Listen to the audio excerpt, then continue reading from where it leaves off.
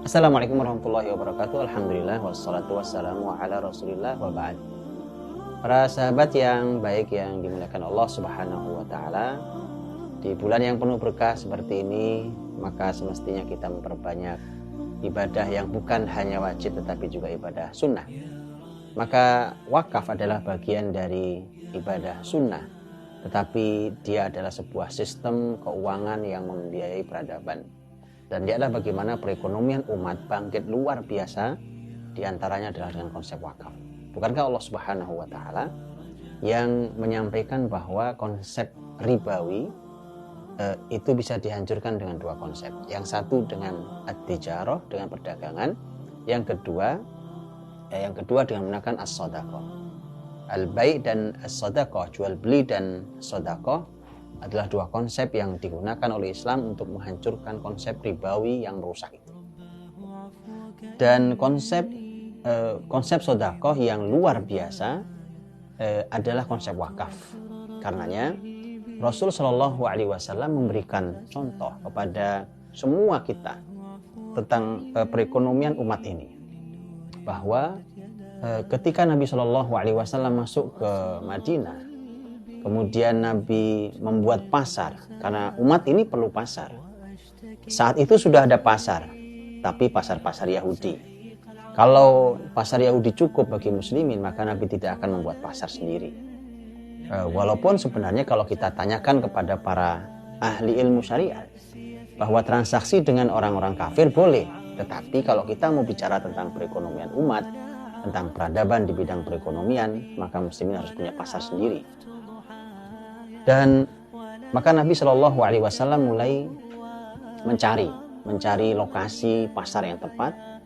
Saat itu dibuatlah pasar. Nabi pertama membuat tenda sederhana di dekat atau di sebuah tempat namanya Baqi' Zubair, yang letaknya berdekatan dengan pasarnya Ka'ab bin Ashraf.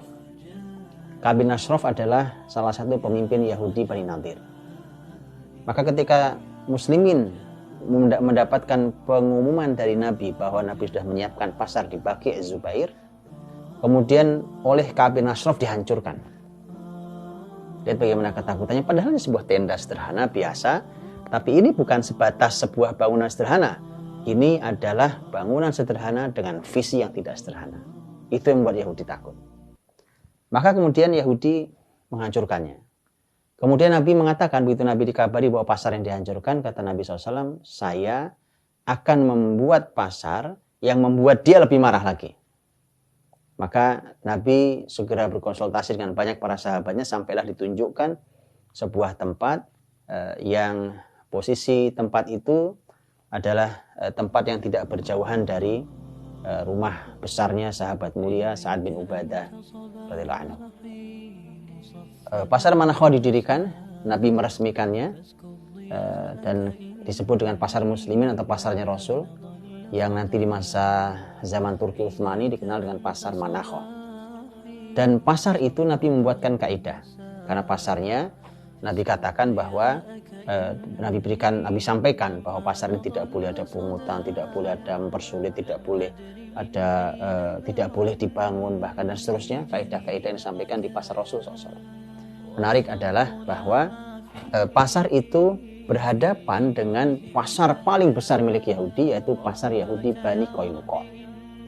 Dan ketika muslimin telah membuat pasar, kemudian mulai terjadi berhadapan antara pasar Yahudi yang terbesar dengan pasar muslimin, maka kemudian ternyata muslimin mampu menutup perekonomian Yahudi dengan kekuatan perekonomian muslimin di pasar dan dengan kekuatan kebijakan negara yang dibuat oleh Nabi Shallallahu Alaihi Wasallam.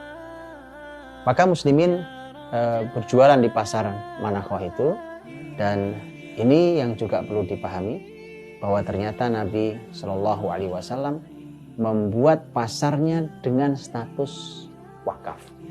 Andai hari ini dijumpai ada pasar-pasar yang dipakai oleh muslimin untuk bertransaksi dan statusnya wakaf dengan konsep seperti konsep pasar Manakho, maka akan menjadi kejayaan bagi perekonomian umat Islam. Wallahu ta'ala alam bishawab. Assalamualaikum warahmatullahi wabarakatuh.